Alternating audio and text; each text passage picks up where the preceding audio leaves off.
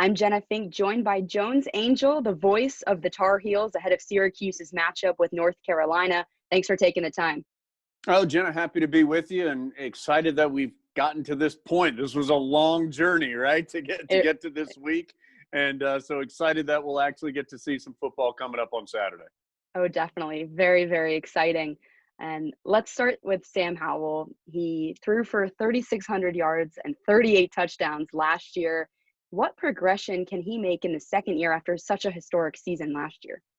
Yeah, it's a good place to start when you're talking about Carolina for sure. And, you know, I was talking to Mack Brown earlier this week, and he said he thought the rebuilding job that he had at Carolina had actually been sped up by a year or two just because of Sam Howell. And that's not to suggest that he doesn't have a lot of talented players around him, of course, because the Tar Heels do.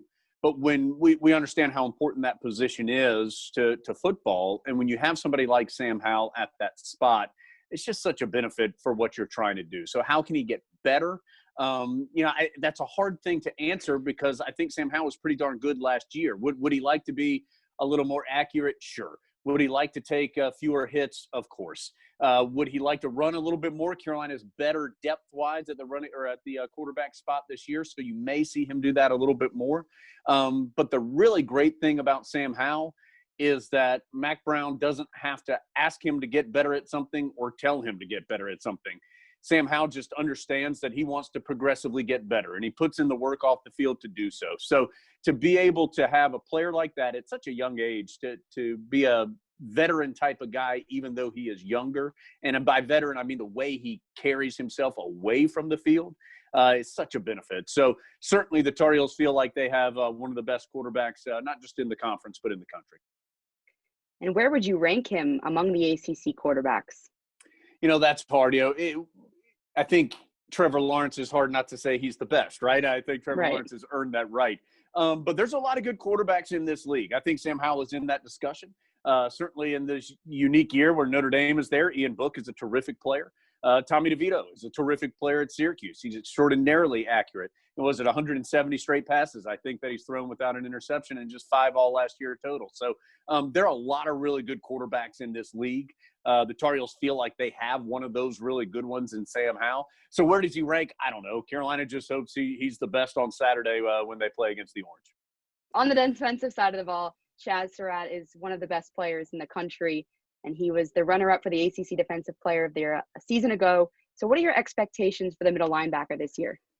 What a wild story Chaz Surratt is. I mean, a quarterback for the first couple of years that he was at Carolina. And you see quarterbacks change position from time to time, but most of the time they go to wide receiver or, maybe a tight end or something like that. You almost never see the move to linebacker. And for him to make that move, be successful to the level that he was an all-conference player a season ago, really speaks to Chaz's just straight physical ability and the work that he's put in off the field. Just a tremendous young player.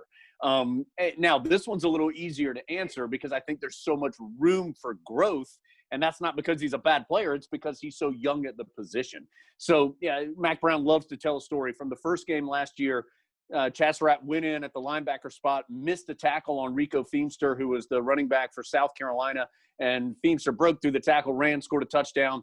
Chaz Surratt goes to the sideline. Defensive coordinator Jay Bateman's all over him for missing the tackle, and Mack Brown comes over and says, "Coach, this is the first time he's ever played linebacker ever in football. Let's give him a break." And so, he grew so much through the year. What I expect from him this year is that he will be able to play much more instinctively than he did a season ago.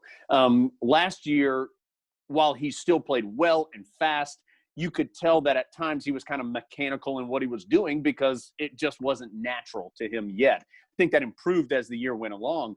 But now you're getting into year 2, a whole offseason, even though it's not your traditional offseason, but an offseason where he's getting more used to the position. And I think he's just able to play faster because he doesn't have to think about it as much. I think it's much more natural to what he's doing. I think Carolina's going to try to use him in a lot of different ways because he is so good on the field. And they really want to highlight him because he's somebody that they feel like is one of their better players on that side of the ball. And narrowing in a little bit on the matchup this weekend between Syracuse and North Carolina, we recently learned, Syracuse's top 2 running backs, it was reported that they're opting out. plus the offensive line still dealing with a lot of injuries. How do you think UNC will take advantage of that? Well, I'll say a couple different things. I mean, certainly the sack numbers from a year ago, I know Syracuse wasn't happy with. I think it was 50 sacks, more than 4 per game on average, which was really low in the national level. Those are numbers it's hard to win consistently when you're letting your quarterback get hit that much. So I am sure that is something that Syracuse will want to improve on. I think that's something Carolina wants to improve on, is getting pressure on the quarterback. And so they want to do it without having to bring a whole lot of extra guys. So that's something not just for this game, but I think all season long that Carolina would like to do better. And we'll see if they have the opportunity to do so. I think the biggest concern from Carolina's side of things is, one, DeVito's a very good player. I think when you have a leader at the quarterback spot and a consistent player like that, that's always a concern. And Carolina saw what he could do a couple seasons ago up at the Carrier Dome when he came in and played terrifically against the Tar Heels. But also the defensive side of the ball, there's just so much unknown right now for Syracuse, at least from Carolina's perspective. You've got a new coordinator who's his first full-time coordinator job. You think you know what he likes to do because you know who his influences are in the past, but you don't know 100%. And this is the case for both these teams, of course, Syracuse was not just Carolina's first week opponent. Carolina was supposed to play Central Florida in the first week. Syracuse wasn't even on the schedule. And I understand it's the same way for both teams, but this was not an opponent the Tar Heels were prepared to play against a month ago. So I think just trying to figure all of that out in a compressed amount of time is a challenge for both these squads. I will say this, though, for sure. Carolina's ready to play. I think it has just been such a long off season. They enjoy being together. I do think this is a team that has really good chemistry, that feels like it can be good, but they're ready to go try and do it. And so they're ready to get out there on Saturday afternoon. 4 weeks, definitely not a lot of time to study an entire team. But do you think there's an aspect of the game that Syracuse has the advantage in? Oh, sure. Well, I mean, Syracuse is a good football team, number one, with a really good coach in Dino Babers. And, the way that they play offense, while it is becoming more usual for college teams to play at a high pace, Syracuse really takes it to another level. They play fast. They spread the ball around. So that's never easy, although you do see it more commonly now than you did, say, 6-7 years ago in college football. I think Andre Cisco is such a terrific player. I was stunned that he wasn't on the All-ACC team. To lead the nation, active leader in interceptions over 2 years, that doesn't happen by accident. So when you have somebody back there who is clearly a smart football player, and I'm guessing that in this new defense, they're going to try to give him opportunities to make plays, kind of like when we were talking about Chaz Surratt from Carolina a few minutes ago. There are really good individual players for Syracuse. Also, I have to imagine Syracuse is tired of hearing about how much better Carolina is.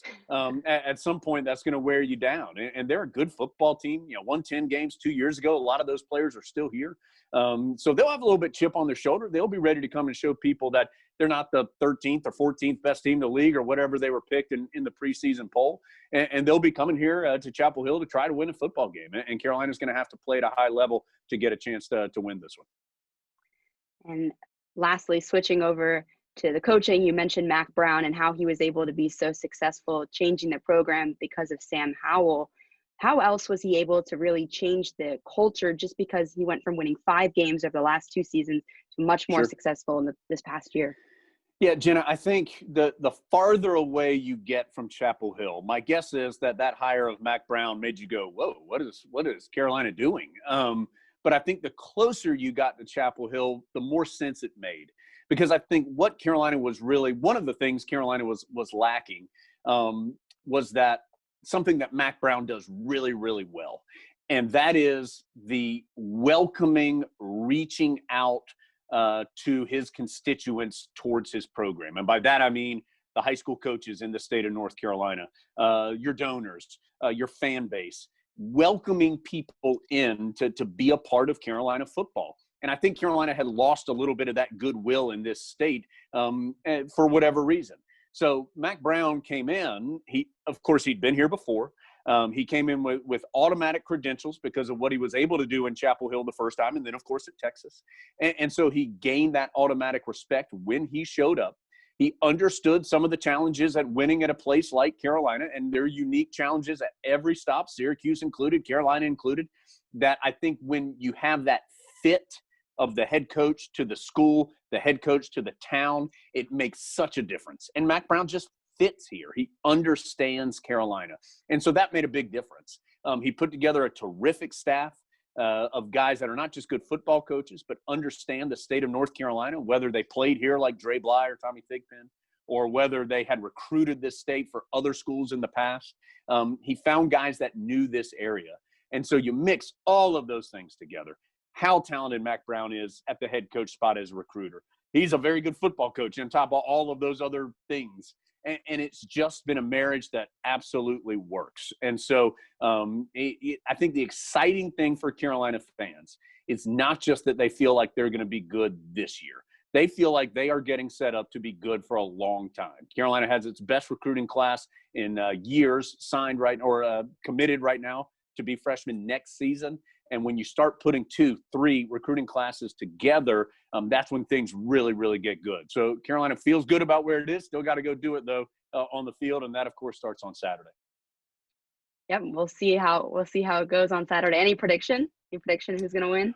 I predict that they will play the game, and it will be an odd scenario. I mean, no fans in the stands is going to be weird. So I do think, Jenna, that kind of like a bowl game, sometimes with bowl games, the team that wants to be there more does better because sometimes, the stands aren't packed for a bowl. It's in the holiday season.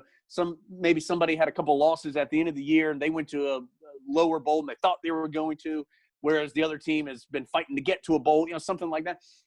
I feel like these early games with no fans in the stands or limited, depending on where you're playing, all that just stuff that's been going on, I just feel like the team that wants to be there more is going to have an advantage. It's not going to guarantee a win, but I think that the excitement level that want to will be important. And I can't speak for Syracuse, but I know that Carolina wants to be there. And I know they're excited to play. I think they have terrific chemistry, and they want to go out there together. All right, Jones Angell, thank you so much for taking the time. Oh, thanks so much for having me, and looking forward to a terrific game coming up this weekend.